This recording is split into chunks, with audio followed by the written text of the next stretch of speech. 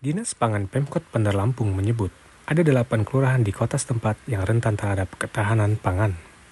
Data rentan ketahanan pangan itu dirilis Dinas Pangan Pemkot Bandar Lampung pada kegiatan Publish Food Security and Vulnerability atau FSVA di Emersia Hotel Selasa 12 November 2024. Kepala Dinas Pangan Pemkot Bandar Lampung Iwan Aji Wibowo mengatakan rentan ketahanan pangan itu dibagi menjadi 2 kategori.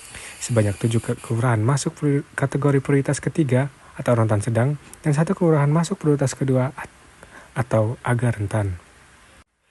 Dalam hal ini, ia juga menggarisbawahi bahwa data ini bukan data rawan pangan, tetapi kerentanan terhadap ketahanan pangan.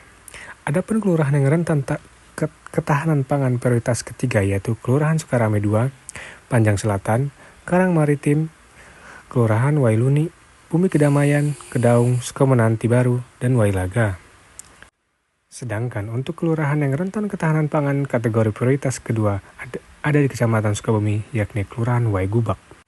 Iwan menyebut terjadi peningkatan kelurahan yang rentan terhadap ketahanan pangan dibanding tahun lalu.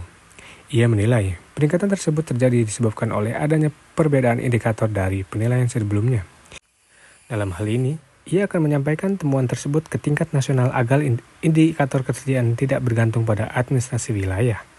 Sementara itu, PJS Wali Kota Bandar Lampung, Budi Darmawan mengatakan, hasil ini akan menjadi bahan untuk pengambilan kebijakan ke depannya. Di Bandar Lampung ini, untuk tahun 2024 terukur ada 1 kelurahan ya, yang masuk ke prioritas 2. Prioritas 2 itu sifatnya atau statusnya itu agak rentan ya, bukan rentan atau sangat rentan. Jadi 1 itu sangat, kedua agak rentan, dan jadi kita 1 yang agak rentan. Nah, selanjutnya ada 7 kelurahan yang prioritas ketiga, nah, rentan dengan sedang ya. Nah, jadi kalau melihat tahun sebelumnya memang kita meningkat di yang agak rentannya.